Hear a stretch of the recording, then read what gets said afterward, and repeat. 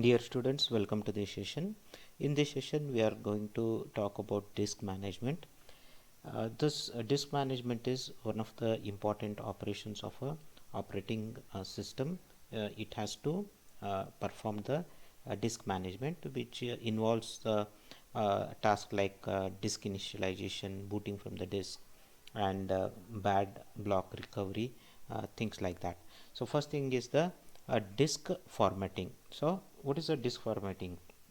Whenever we have a new magnetic disk, it is completely a blank. It will be in the, it is like a blank slate, and it is just a platter of a magnetic recording material. Before this disk can store any kind of a data, it must be divided into sectors. That those sectors which can be the disk controller can read and write. So we have to convert it into a sectors using the formatting. This process is called as a low level formatting or physical formatting. So low level formatting or physical formatting, dividing a disk into sector that disk controller can read and write.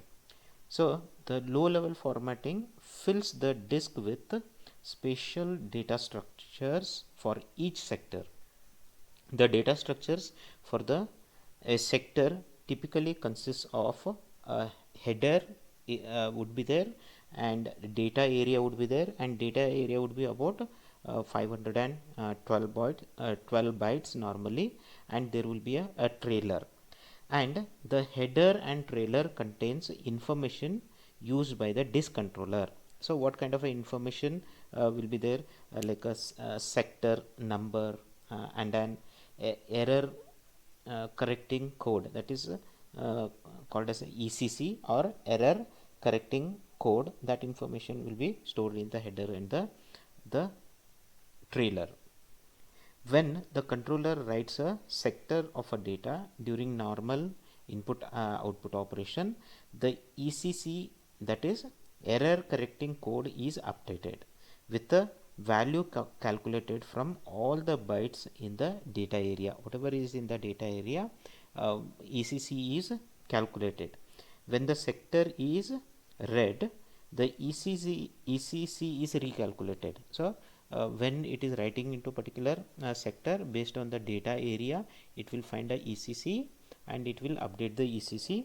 And when the same sector is being read by another process, the ECC is recalculated and it compared with the earlier value, stored value, whatever is stored.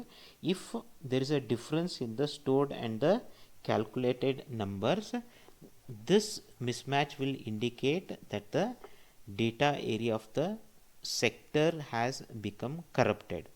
Okay, so by finding the ECC, it will come to know every time it calculates the ECC whenever there is a IO operation, and if there is a difference, then it will come to know that particular sector is corrupted and that this sector may be bad. The ECC is an error correcting code because it contains the enough information. If only a few bits of data have been corrupted, if there is only a little bit of data corruption has happened, it can enable the controller to identify which bits have changed and calculate what their correct values should be. It then reports a recoverable soft error. So it will generate a recoverable, means that bad sector can be recovered. The controller automatically does the ECC processing whenever there is a whenever a sector is read or write operation happens. To use a disk to hold files, the operating system, first is the low level formatting and or physical formatting, where it will create the sectors where disk controller can read and write. Then to use those disk to hold files, means to keep the files, operating system still needs to record its own data structures on the disk. So even this level formatting happens, operating system has to have its own data structure in order to keep the files. First is the partition the disk into one or more groups of cylinders. That particular disk will be partitioned into a disk of one or more group of cylinders, and logical formatting or making a file system. Then it will make a logical formatting or it will make the file system. Then only it will be capable of holding any kind of a file. Next one is a boot block initialize system. So whenever we have a for any computer to start running, when it is powered up or it is rebooted, it must have an initial program to run. Okay, this initial bootstrap program tends to be very simple. It initializes all aspects of the system, from CPU register to device controllers and the contents of the main memory, and then starts the operating system.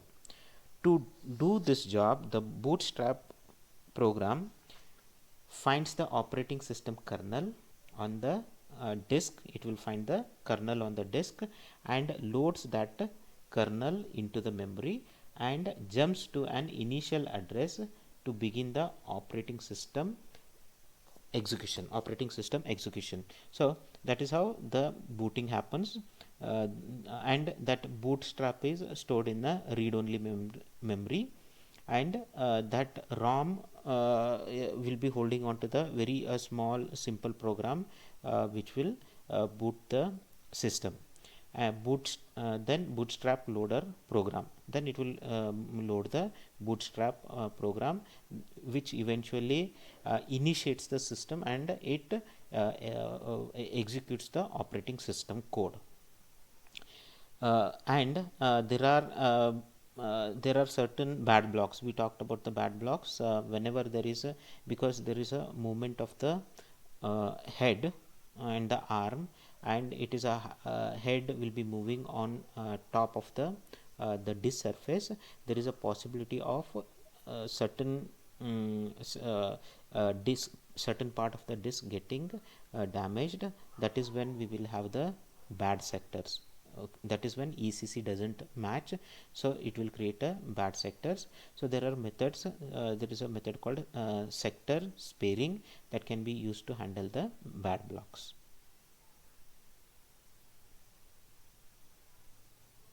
Okay, this is the booting from the booting from a disk in case of a Windows 2000 operating system. This MBR is nothing but a master boot record. In the master boot record we will have the boot code and the partition table, and from the partition table it will find the all the bootable code, and that is how it will boot the system.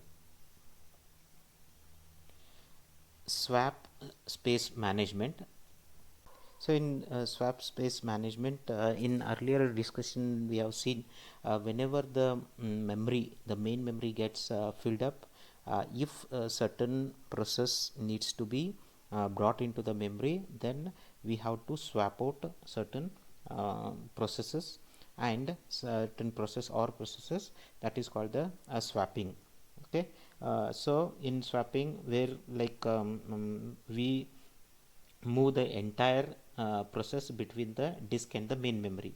Swapping in that setting occurs when amount of physical memory reaches critically low point and processes are moved from the memory to a swap space. So we will have a certain space called as a swap space, and it is moved there to free the available memory in the main memory. Okay, in practice very few modern operating system implements swapping in this fashion.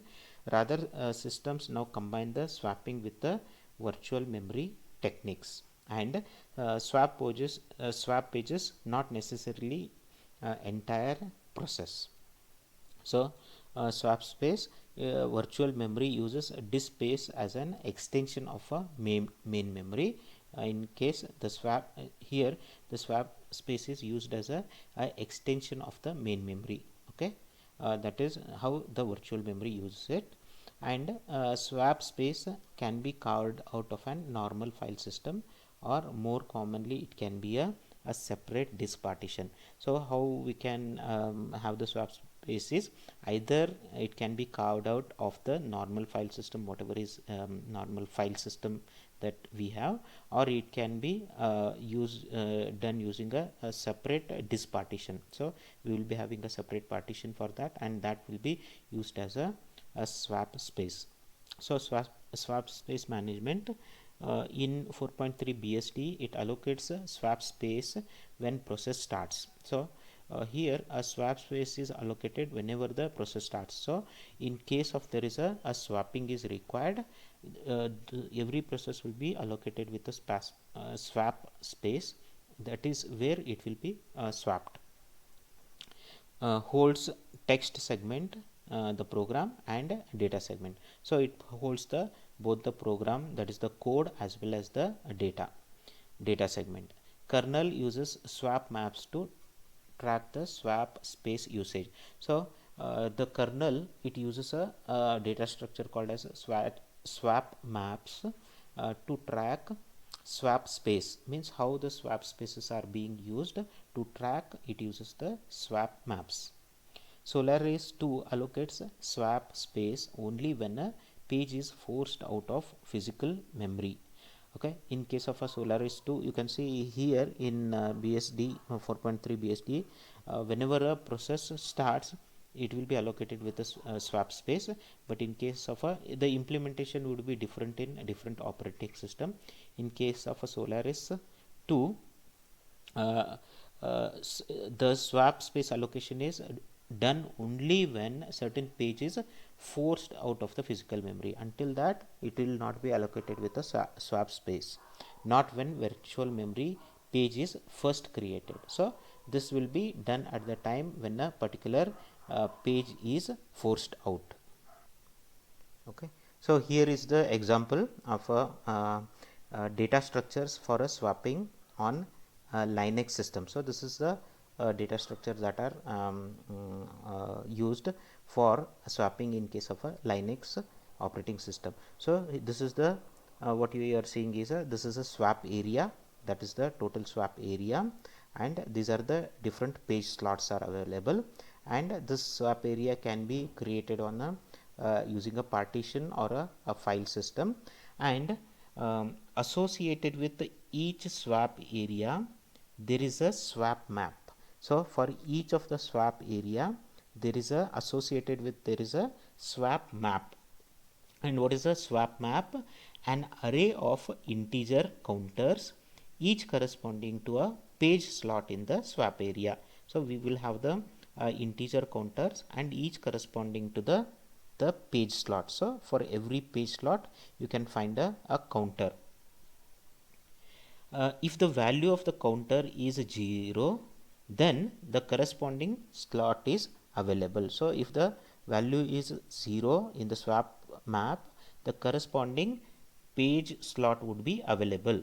Values greater than 0 indicate that page is occupied by the swapped page. Means if the value is greater than 0, you can see here 1, here it is 3, and here 1, that corresponding page slot has been used by a swapped page. The value of the counter indicates the number of mappings to the swapped page.